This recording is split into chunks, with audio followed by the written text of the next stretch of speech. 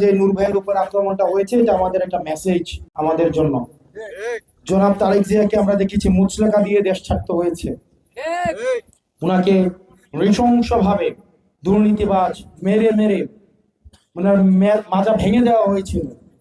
একই পরিণতি আমাদের জন্য অপেক্ষা করছে যদি আমরা নিয়ম চেঞ্জ করতে না পারি। নূর ভাইয়ের যে পরিণত হয়েছে একই পরিণতি আমাদের জন্য অপেক্ষা করছে যদি আমরা নিয়ম পরিবর্তন না করতে পারি। দেশনেত্রী বেগম খালেদা জিয়ার যে পরিণত হয়েছিল আমাদের জন্য একই পরিণতি অপেক্ষা করছে যদি আমরা নিয়ম পরিবর্তন করতে না পারি।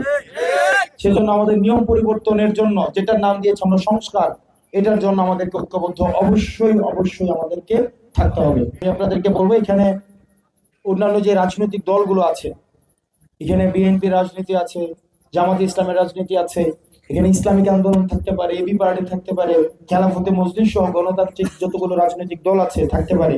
অনুরোধ করবো আপনারা তাদের সাথে সৌহার্দ্যপূর্ণ সম্পর্ক রাখবেন। সেজন্য হয়তো কেউ আমাদের উপরে যদি আক্রোশমূলক কথা বলে, আমরা তাকে গণতান্ত্রিক ভাবে সেটা জবাব দেব। আমরা এমন কোন ধরনের পরিস্থিতি তৈরি করব না যেটা দিয়ে আমাদের যারা রাজনৈতিক সহকর্মী, আপনি এনসিপির রাজনীতি করবেন, হয়তো বিএনপির রাজনীতি করে, তারা তো আপনার সহকর্মী।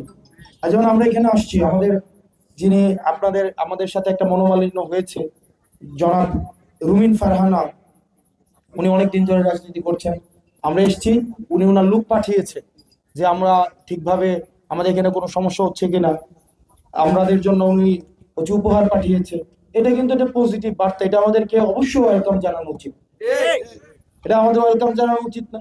কেউ যদি আমাদেরকে ইতিবাচক কোনো ধরনের বার্তা দেয়, এটাকে অবশ্যই আমরা সাদরে এটাকে আমরা গ্রহণ করব। এটা গ্রহণ করা উচিত কিনা? এটা গ্রহণ করা উচিত কিনা?